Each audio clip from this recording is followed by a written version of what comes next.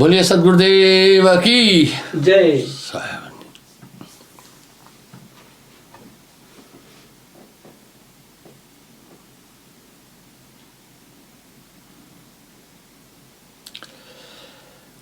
करत कलोल दरियाब के बीच में ब्रह्म की छांव में हंस झूले।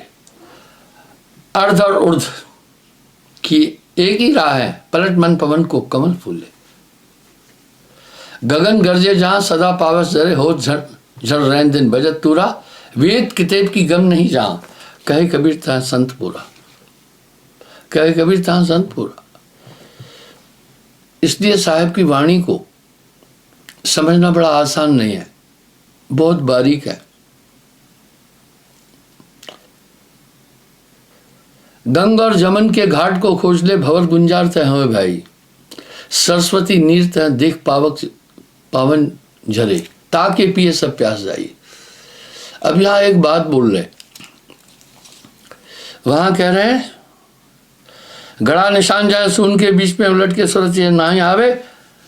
दधि को मखन मत के घृत न्यारा किया, बहुत व्रता में ना समाई। अब यहां साहब एक शब्द कह रहे हैं, कर्म सब भस्म हो वहां, ताके नहाए सब प्यास जाई। वजह क्या है? बहुत बारीक बात है। कभी कभी लोग, अब साहब यहां क्या कह रहे हैं, गंग और जमन के घाट को खोज ले। गंग और जमन के घाट को खोज ले, भंवर गुंजार तय होए भाई। सरस्वती नीर तह देख निर्मल बहे, ताश के पिए सब प्यास जाई। बहुत बारीक रहस्य है। आखिर ये संस्कार और कर्म मनुष्य के हैं किस जगह? डॉक्टर जब भी मरीज उसके पास जाता है, पहले डॉक्टर ये जानने की कोशिश करता है रोग क्या है। जब तक रोग का पता नहीं चलता है तब तक काम नहीं बन सकता है, आगे औषध प्रारंभ भी नहीं हो सकती है। इसलिए रोग का जानना बहुत जरूरी है। कारण, रोग के बाद फिर कारण जानना है, कारण के बाद उपाय। यही तो डॉक्टर 5 साल पढ़ते हैं। वो सबसे पहले जानने की कोशिश करते हैं बीमारी क्या है, फिर उपाय। उपाय के बाद औषध प्रारंभ होती है। इसी प्रकार से मनुष्य के जो कर्म है, कर्म सारणी बुद्धि उत्पन्न है। ये कर्म बिना सद्गुरु की कृपा से कट नहीं सकते। मैंने आपको एक प्रसंग पहले भी बोला है, रानी इंद्रमती के कथा में ये प्रसंग आता है, जिसमें साहब कह रहे हैं तिसके आगे सूरत को सागर। सूरत का सागर आपकी सूरत है, इसी का तो पूरा खेल है। ये सूरत परम पुरुष से निकली हुई एक किरण है। आप सोच सकते हैं कि सूर्य में कितना प्रकाश होता है। इस तरह इसका जलवा आप देख लीजिए। वहां ताकि आगे सूरत को सागर, रानी नहाए तब भई उजागर। अब वो नहाना क्या मतलब है? यहां हम नहाते हैं जल में। अब यहां क्या करें? उजागर, वहीं मन छूटता है। आपके अंतःकरण में भी आत्मा और मन है, आपकी आंख में भी आत्मा और मन है। दोनों की एक जगह बैठक है, इसलिए मन समझ में नहीं आ रहा। एक हीरे को अगर हम कीचड़ में छोड़ देते हैं, चमक बरकरार रहती है, लेकिन जब तक वो कीचड़ के संसर्ग में है, चमक होते हुए भी तो नहीं है ना। जब तक वो कीचड़ के संसर्ग में है, उसकी चमक का आच्छादन हुआ है, उसकी चमक का लाभ नहीं मिल सकता, चमक नहीं दिखेगी। कीचड़ से बाहर निकाल कर धोते हैं तो उसकी चमक बरकरार है। आत्मा का कुछ भी कभी कोई कम कर ही नहीं सकता है, बस आवरण है। इंसान नहाता क्यों है? मैल हटाता है शरीर से। इस तरह यहां साहब कह रहे हैं, ताके आगे सूरत को सागर, तामे रानी नहाए भई उजागर। अब गंगा और जमन के घाट को खोज ले भवर गुंजार तय होए भाई, सरस्वती नीर तय देख निर्मल बहे, ताश के पिए सब प्यास जाई। वाह, कैसा नीर बह रहा है। ईंडा और पिंगला के बीच में सुषुम्ना नाड़ी है। ये सुषुम्ना नाड़ी एक रास्ता है परम लोक तक जाने का। इस सुषुम्ना पर साहब ने खूब कहा है,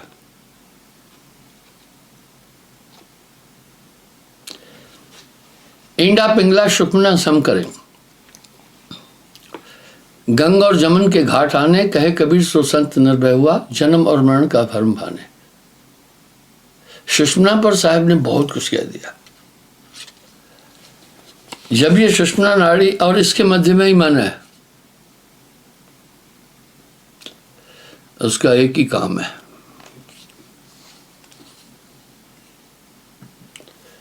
आत्मा को आगे नहीं जाने देना। रहिया बताए दूं मैं साहिब मिलन की, करो रे जतन सखी साहिब मिलन की। कुंजी बताए दूं मैं ताला खुलन की, क्यों भटकता फिर रहा है तू तलाशे यार में, रास्ता शाहरग में है दिलबर पे जाने के लिए। तो वहां से वो किस तरह से आत्मा को विचलित कर देता है, आगे नहीं जाने देता है। अब यहां साहब एक बात साफ कह रहे हैं, यही रहस्य तो लोग नहीं समझ पा रहे हैं। सुखमन मध्य बसे निरंजन मूंदा 10वां द्वारा, 10वां द्वार को बंद करके बैठा, उसके ऊपर मकर तार है, चढ़ो संभार संभारा। अब वो वहां क्या काम कर रहा है? कहे निरंजन कौनी वाणी, आप बैठे हैं और आपने ये जिंदगी में कई बार आजमाया होगा। आप बैठे हैं, आप ध्यान में बैठे हैं, आपका एक लक्ष्य था कि मैं एकाग्र हूं। एकाग्रता क्या है वो सुने। तन थिर, तन थिर, मन थिर, वचन थिर, सुरत निरत थिर होए। तन थिर, मन स्थिर, वचन थिर, सुरत निरत थिर होए। कहे कबीर उस पल का, एक वो पल कल्प न पावे कोई। कल्पांतर में परिश्रम करने से जो चीजें प्राप्त हो जाती है, नहीं हो सकती है, वो इस एक पल में हो जाती है। वह शब्द कितना प्यारा कह रहे हैं, तन थिर शरीर स्थिर हो, मन थिर मन स्थिर हो, वचन थिर सुरत निरत थिर होए। सुरत और निरत स्थिर हो जाए। कहे कबीर उस पल को कल्प न पावे कोई। भाई तन स्थिर का मतलब है, तन स्थिर होना बड़ी बात है। यानी तन कोई काम नहीं करे, लेकिन बैठे हो वो भी तो का क्रिया है, लेटना भी क्रिया है, खड़े होना भी क्रिया है। ये क्रिया तन की टोटल कैसे खत्म हो, असाध्य सा लगता है। जब आप कॉल को होल्ड पर कर देते ना, कॉल तो कंटिन्यू रहता है, कनेक्शन रहता है, लेकिन अब बातचीत नहीं हो सकती है और बिल भी नहीं चढ़ेगा।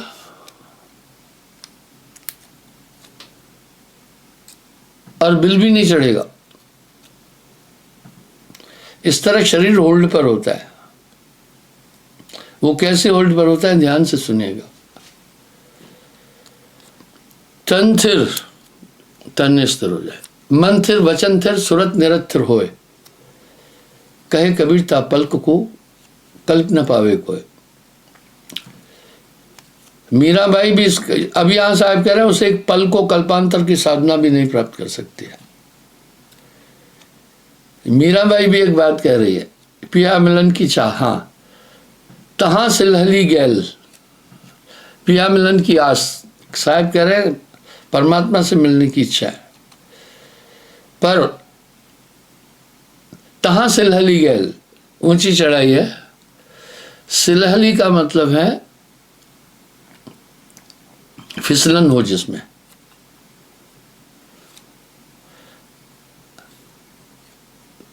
चढ़ूं गिर गिर पढ़ूं, चढ़ती हूं गिर गिर पढ़ती हूं। पिया मिलन की चाह चरण आगे धरूं। इसका मतलब यह है, आगे फिर कह रहे सूली ऊपर शेष पिया की कैसे मिलना हो। इस रहस्य को थोड़ा समझना, और इस अगर आप इस बात को समझेंगे तो सुमरन का महात्म आपके सामने बड़ा साफ आ जाएगा। तन स्थिर कैसे, हमारे चाहे आप सोए हैं तन स्थिर थोड़ी है। वाइटल ऑर्गन काम कर रहे हैं। यह है निरत अटकल पच्चू की तरह कुछ लोग कह रहे हैं सुनने की ताकत को सुरत कहते हैं और देखने को कहते हैं निरति, निरखना। वो निरखना है, ये निरति है। बस वो बिन देखे उस देश की बात करे सो कूड़। आप तो खारी खाते हैं बेचत फिरे कपूर। बिन देखे उस देश की बात करे सो कूड़। आप तो खारी खाते हैं बेचत फिरे कपूर। इस तरह दरअसल निरत क्या चीज है, सुरत बताता हूं। आपने भी अनुभव किया होगा। अभी मैं थोड़ा सा प्रवचन में मेरा सुरती कहीं चली गई,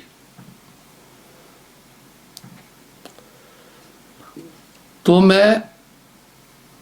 मेरी बात में कनेक्टिविटी नहीं रही। फिर आपने भी अनुभव किया होगा जरूर, काफी लोग मेरे चेतन हैं। इसकी वजह थी मेरा कंसंट्रेशन एक माइंड पर चला गया। वो जरूरी था। उदाहरण के लिए, जब मेरा ध्यान वहां चला गया तो मैं जो बात कहना था वहां से मेरा ध्यान डिसेंट्रलाइज हो गया। आप विचार करके देख लें, जबकि मैं हमेशा कंसंट्रेट रहता हूं। मन है निरति।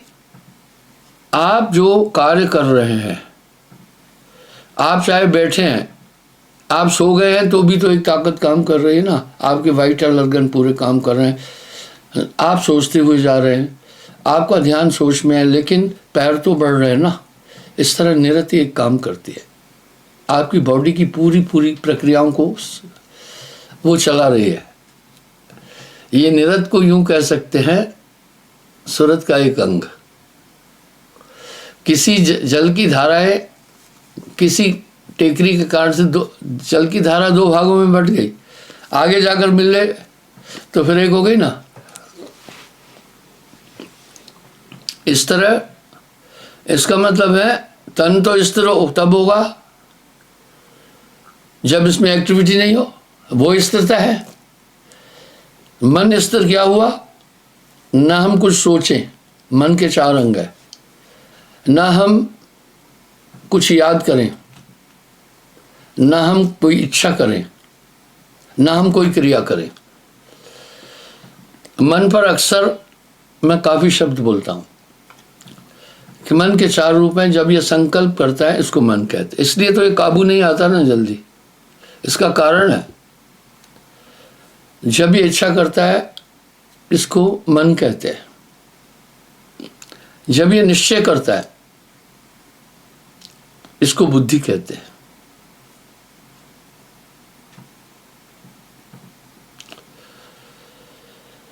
जब ये याद करता है, इसको चित्त कहते हैं। जब ये क्रिया करता है, इसको अहंकार कहते हैं। आप देखो, इसलिए मन पर नियंत्रण कितना जटिल लग रहा है, पर आगे साहब कह रहे हैं कुंजी बताए दूं ताला खुलन की। तभी तो वासुदेव कृष्ण के आगे जब वासुदेव कृष्ण जी ने कहा, हे अर्जुन, सत्य हरि प्रेम ही मानव जीवन के लिए पूर्ण नहीं है। मानव जीवन के लक्ष्य को पूर्ण करने के लिए भ्रकुटी के मध्य साधन करके, मना अनुग्रह करके आत्मा का साक्षात्कार करो। सीधी बात है, हमारे आत्म साक्षात्कार या हमें हमारी आत्मा को देखने में मन सबसे बड़ी बाधा है। मन का निग्रह करो, क्योंकि इसके 4 रूप हैं। जब ये संकल्प करता है, इसको मन कहते हैं। संकल्प अनचाहे उठते रहते हैं। जब ये निश्चय करता है, इसी मन को बुद्धि कहते हैं। निश्चय भी होते रहते हैं।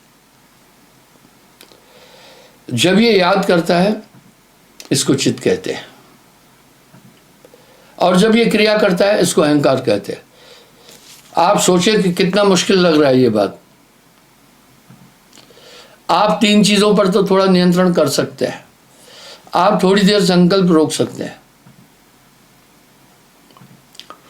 आप थोड़ी देर के लिए निश्चय भी रोक सकते हैं।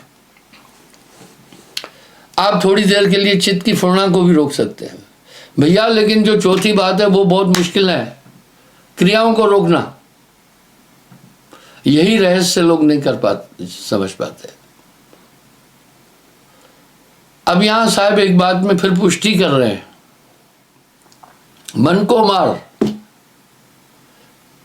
गगन चढ़ाए।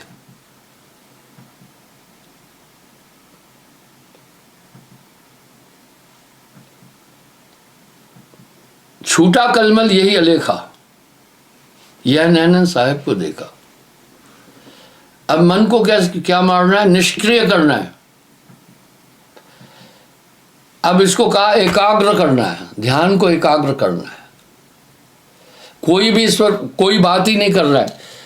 जब भी बात करते अधूरी से अधूरी बातें हैं, ऐसे मन काबू नहीं होगा। अर्जुन ने पूरे हथियार फेंके, वो नींद को जीतने वाला था।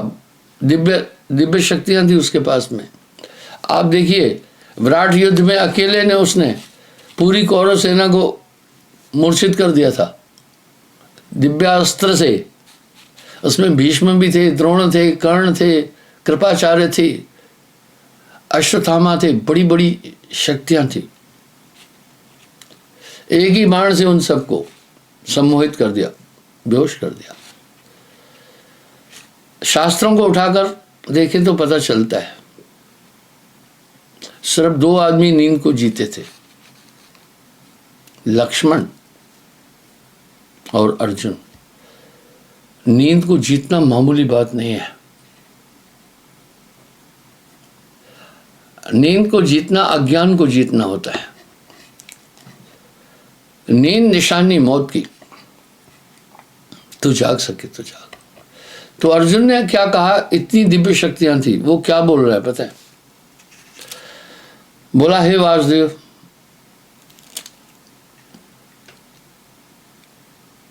वायु की गठान नहीं बन सकती है। आप अगर आदेश देंगे मैं उसका भी प्रयास कर लूंगा। उदधि मंथन है, समुद्र का मंथन असाध्य है, असंभव है। अगर आप कहेंगे उसके लिए प्रयास कर लूंगा। आकाश भंजना, आकाश को तोड़ना असंभव है। संभव शून्य नहीं। भाई बम ब्लास्ट हो जाए, शून्य पर कोई असर नहीं पड़ा। अग्नि जल रही है, शून्य पर कोई असर नहीं पड़ा। तूफान चल रहा है, शून्य अपनी जगह है। बाढ़ आ रही है, शून्य पर असर नहीं पड़ा।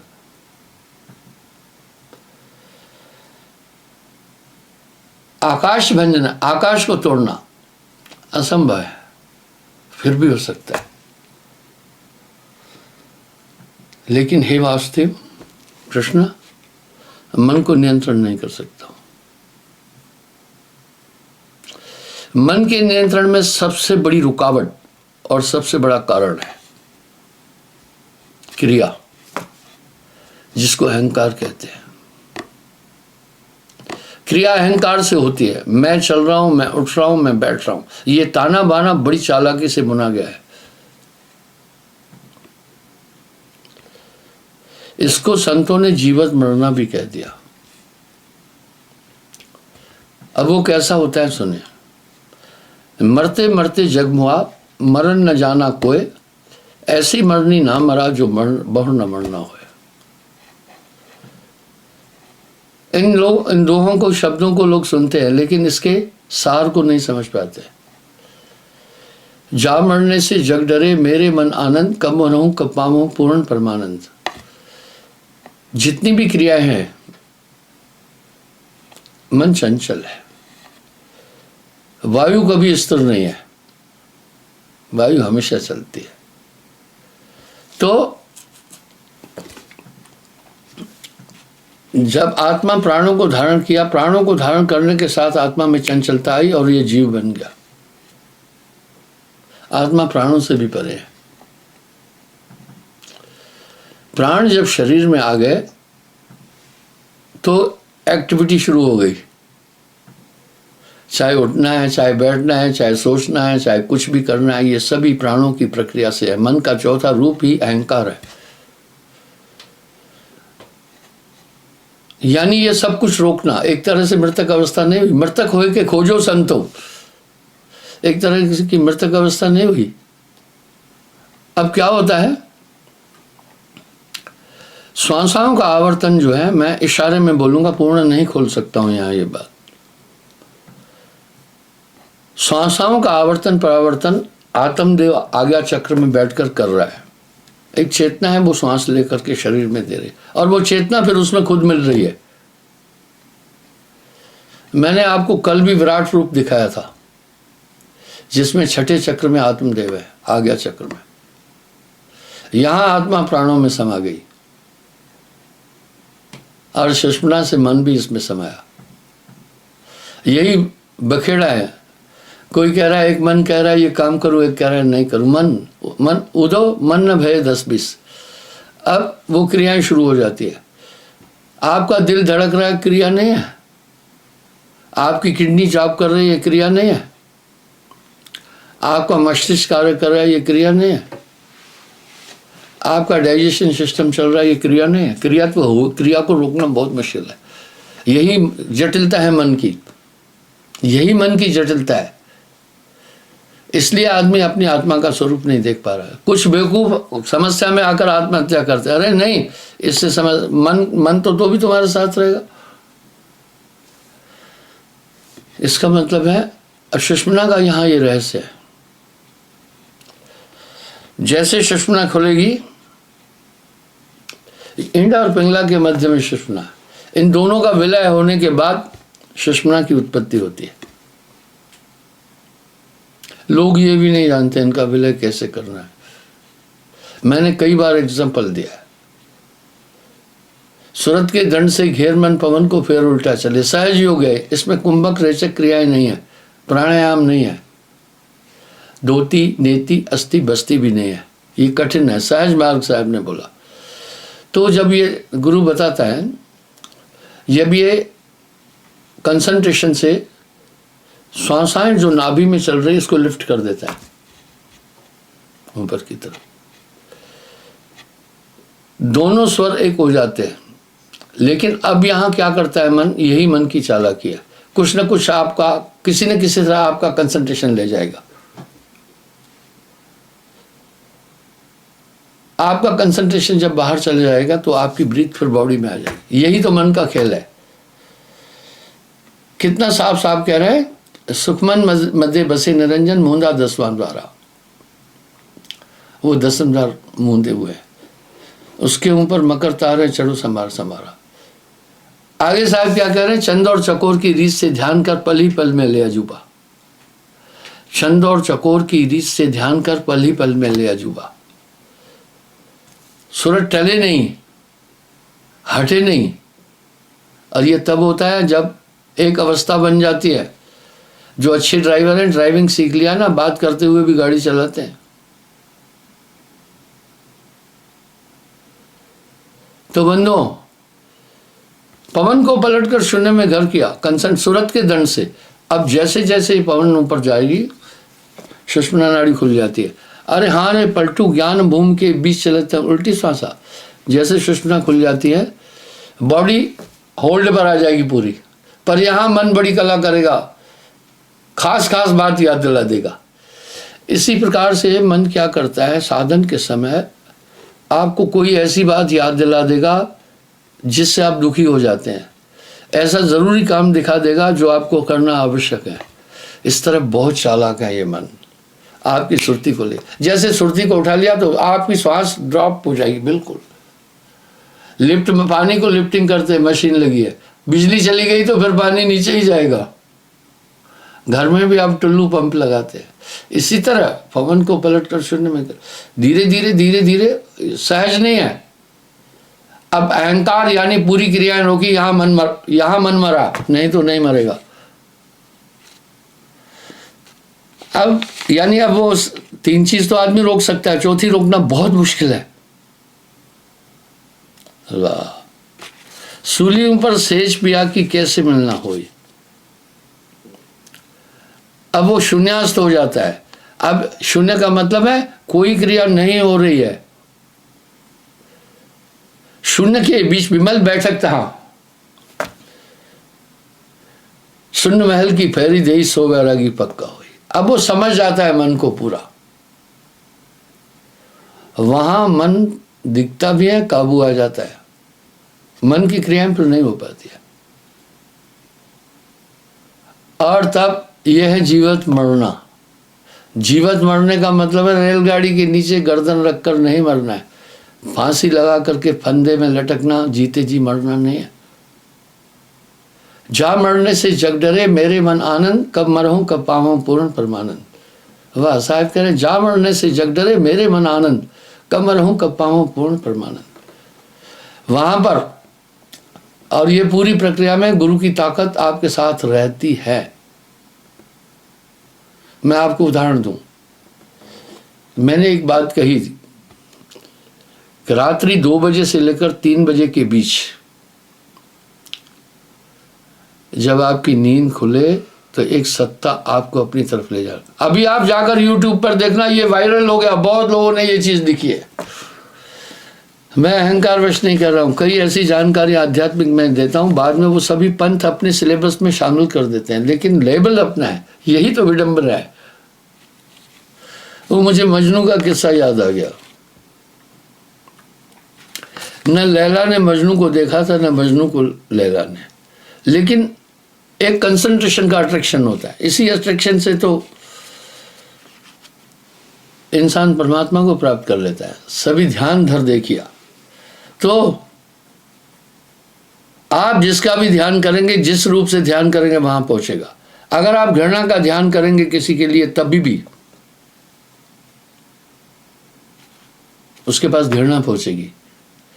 ये सिस्टम है। आजकल इंटरनेट, गूगल आपको काफी चीजें सिखाता है, वहां आप पहुंच जाएंगे। जाकी सूरत लाग रहे जयमा, कहे कबीर पहुंचाऊं तहमा। इस तरह से कंसंट्रेशन एक प्रमुख चीज है। जाकी सूरत लाग रहे जयमा, कहे कबीर पहुंचाऊं तहमा। जब ये सब चीजें खत्म हो जाती है, ठीक वैसे ही हो जाता है। डेड बॉडी जब जल जाती है तो राख हो जाती है, इवन कि यहाँ तक कि जो हड्डियां हैं वो भी राख बन जाएगी, इतनी सी राख हो जाती है। जब ये पूरा झमेला छूट जाता है, यहाँ का सोमा अस्मृतिताम प्रति अखंडा दीप शिखा सोई परम प्रचंडा आत्म अनुभव सुख से प्रकाशा, तब भवमूल अविद्या नाशा। वहां पर जब अपने स्वरूप को देख लेता है, वाह पैर बिन चल गया शहर बेगमपुरा, जहाँ नैन बिन पेखना बैन बिन बोलना, खेल अज्ञात भल पाए कोई संत। उसको ये देहाध्यास खत्म हो जाता है, मैं शरीर हूं। अब उसके लिए मुश्किल नहीं है। जिसको तैरना आ गया, पानी की गहराई उसके लिए कोई महत्व नहीं रखती है। फिर वो खावता पीवता जागता सोता, कहे कबीर सो रहे माई। अपने स्वरूप को फिर वो भूलता नहीं है, इतना आकर्षित अपना स्वरूप है वो। आत्म अनुभव सुख सुप्रकाशा तब भवमूल अविद्या नाशा। वाह, गोस्वामी जी कह रहे समस्त अज्ञान का नाश हो जाता है, आत्मज्ञान समान कोई ज्ञान नहीं है। तब पैर बिन चल गया शहर बेगमपुरा, वहां की सब यह विद सब है अलौकिक करनी। गोस्वामी जी कह रहे पग बिन चले सुनह बिन ताना, कर बिन कर्म करे विद नाना, आनंद रहित सकल रस भोगी, बिन वाणी वक्ता बड़ योगी, तन बिन परस नयन बिन दर्शे, गहे घ्राण भव शेख विशेखे, यह विद सब है अलौकिक करनी, महिमा जाए कवन विद वर्णी। अब साहब कह रहे शहर पैर बिन चल गया शहर बेगमपुरा, ता बैन बिन बोलना नैन बिन बूझ है। वाह, मैंने आपको पहले कहा अगर उत्तरकांड का पूरा अध्ययन करेंगे तो आपको उसमें कबीर साहब की झलक मिल जाएगी। तो इस तरह से ये हुआ जीवत मरना, ये हुआ मन को मार गगन चढ़ जाए, और ये सब की कुंजी सुमरण है, सुमरण है। मैंने एक सर्कस में देखा, एक लड़की रिंग का शो दिखा रही थी, गर्दन में भी रिंग थी, रिंग घूम रही थी, कमर में भी रिंग थी, जांघों में भी रिंग थी, और पैरों में भी रिंग थी। कमाल क्या दिखाया उसने? कमाल ये दिखाया, एक यूं घूम रही थी, एक अपोजिट घूम रही थी। क्या बात है! तीन चार रिंगे वो घुमा रही थी लड़की, एक ही दिशा में नहीं घूम रही थी, कुछ लेफ्ट राइट जा रही थी, कुछ राइट टू लेफ्ट घूम रही थी। ये कंसंट्रेशन है। तभी तो साहब कह रहे हैं जो कुछ है वो सूरत है। अब यहां कह रहे कुंजी बताए दूं ताला खुलन की। मैंने एक उदाहरण कई बार दिया। बचपन में तैरने का बड़ा शौक था, तैरने के कारण से बड़ी मार पड़ती थी माँ से। मैं बड़े बड़े तालाबों में भी नहा लेता था, छोटा था तब भी शौक था, गोता भी लगाता था। माँ पकड़ लेती थी, जान जाती थी, आंख लाल हो जाती है, पिटाई भी होती थी, पर शौक था। आज मुझे तैरना छोड़े 30-32 साल हो गए, अभी भी कोई कहे तैरो मैं तैर लूंगा। इस तरह फिर खावता पीवता जागता सोवता, खावता पीवता जागता सोवता कहे कबीर सो रहे माही। उसके बाद उसकी वो दुविधा खत्म हो जाती है, खाते पीते जागते सोते। अब साहब क्या कह रहे, रहे माही, वो अपनी जगह हो रहा। पांव और पलक की आरती कौन सी? पांव और पलक की आरती कौन सी? आरती रैन दिन संत गाए। फिर ताड़ निर्वाण से रैन दिन लागी रहे। यहां साहब एक शब्द और दे रहे, क्षण सुमरे क्षण बीसरे, ये भी सुमरण ना है। क्षण सुमरे क्षण बीसरे, ये भी सुमरण ना है। 8 पैर भी ना रहे, सुमरण सोई कहा। भक्ति स्वतंत्र सकल गुण खानी, बिन सत्संग न पावे प्राणी। सत्संग भक्ति की माँ है, इससे कभी नहीं हुए। तो आज मैंने आपसे थोड़ा ये रहस्य बोला, कल मैं यहीं से आगे बढ़ूंगा। क्षमा चाहता हूं, समय हो रहा है साहेबनी।